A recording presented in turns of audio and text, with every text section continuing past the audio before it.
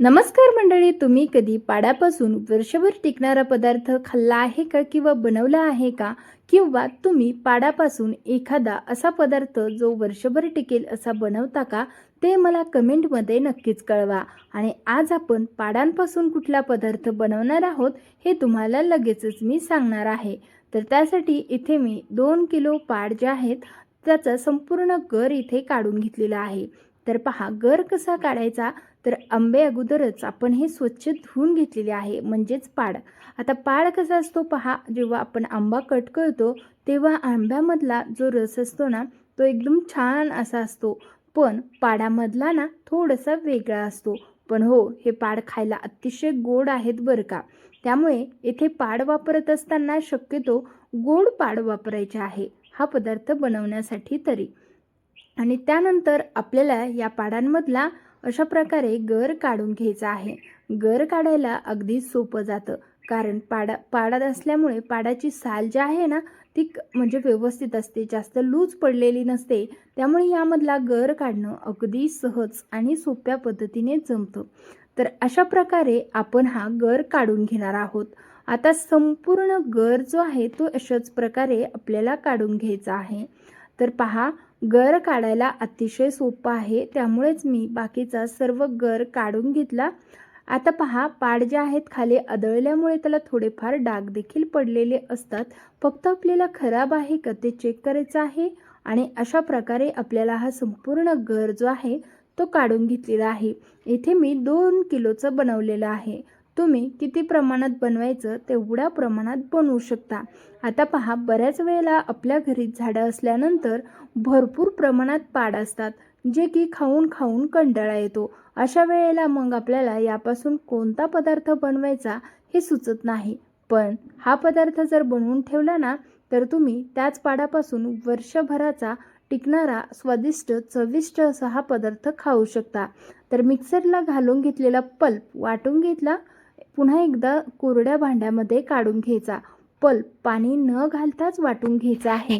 एक थेंबही पाण्याचा वापर न करता संपूर्ण पल्प जो आहे तो वाटून घेतला. इथे आपण यामध्ये एकही जाडसर आपल्याला गुठळी दिसणार नाही. स्मूथ असा आपल्याला हा रस वाटून घ्यायचा आहे, म्हणजेच पल्प तयार करून घ्यायचा. आता आपल्याला इथे ताटाला तूप लावून घ्यायचं आहे.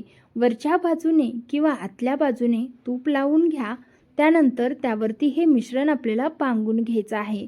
तर मंडळी, तुम्ही आपला हा व्हिडिओ कुठल्या शहरातून किंवा गावातून पाहत आहात हे मला कमेंटद्वारे नक्कीच कळवा. तसंच आपल्या चॅनलवरती जर तुम्ही पहिल्यांदा आला असाल आणि अर्केज फूड मराठी रेसिपी चॅनलला सबस्क्राईब केलं नसेल तर लगेचच करून घ्या आणि बाजूच्या बेल आयकनला ऑन करायला विसरू नका, म्हणजेच पुढील येणाऱ्या रेसिपीचे नोटिफिकेशन तुम्हाला सर्वात पहिले मिळेल.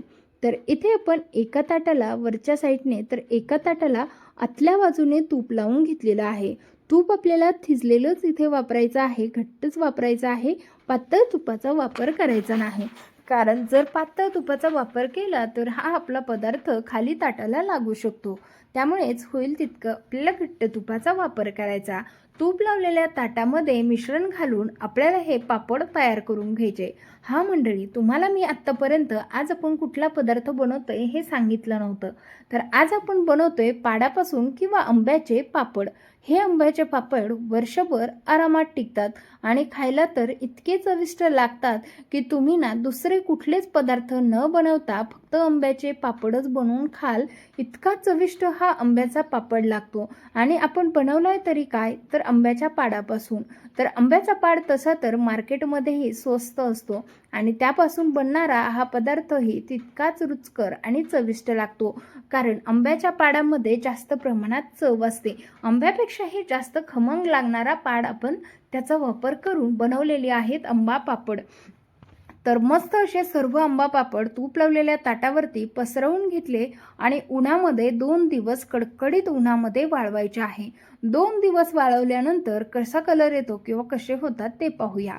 तर आता इथे 2 दिवस झालेले आहेत आणि मस्त असे आपले पापड वाळले गेलेत. तर पाहू शकता, कलरही मस्त सुरेख असा आलेला आहे.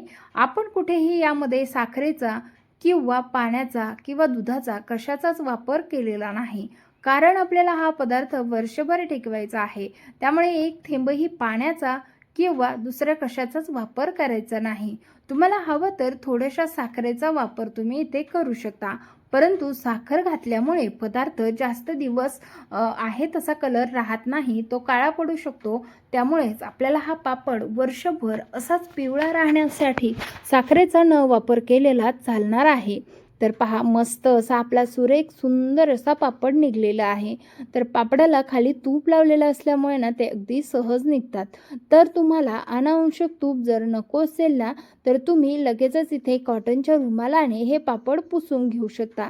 म्हणजेच काय, तर यामधलं असलेलं एक्स्ट्राचं जे काही तूप आहे ना, ते निघून जाईल आणि मस्त वर्षभर खाण्यासाठी हा पापड तयार होईल.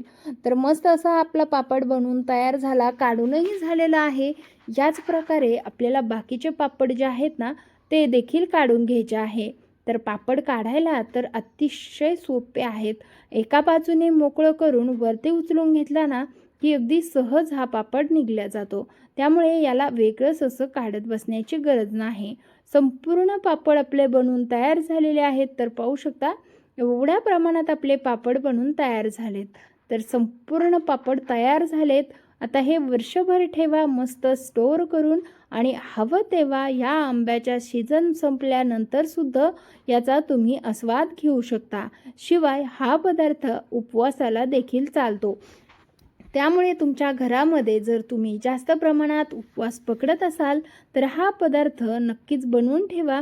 म्हणजेच तुम्हाला वर्षभर आंब्याचा हा पदार्थ खायला मिळेल. तर मस्त असे आपले सर्व पापड बनवून तयार झालेत. मंडळी, तुम्हाला ही छोटी शॉर्टकट आणि मस्त जबरदस्त ट्रिक कशी वाटली ना, मला कमेंट करून नक्कीच कळवा. तसंच तुम्ही कधी पाडापासून अशी वेगळी रेसिपी ट्राय केलेली आहे का, हे मला कमेंट करून सांगा. किंवा एखादी वेगळी अशी रेसिपी असेल ना, तर ती देखील मला कळवा. जेणेकरून काही लोकांना वेगवेगळ्या रेसिपीज माहीत नसतात, म्हणजे आपण त्यावरती देखील एखादा व्हिडिओ बनवू शकतो. त्यामुळे तुम्हाला पाडापासून आंब्यापासून बनणाऱ्या वेगवेगळ्या रेसिपी माहीत असतील तर मला कमेंटमध्ये नक्कीच सजेस्ट करा. म्हणजेच त्यावरतीही आपण वेगवेगळ्या रेसिपीज बनवूया. तर मस्त असे पापड तयार झालेत. आवडले असल्यास लाईक, शेअर, सबस्क्राईब करायला मात्र विसरू नका. व्हिडिओ जास्तीत जास्त शेअर करा, म्हणजे सर्व लोकांना पाहता येईल. चला तर भेटूया अशाच नवीन आणि इंटरेस्टिंग रेसिपीसह. तोपर्यंत सर्वांना धन्यवाद.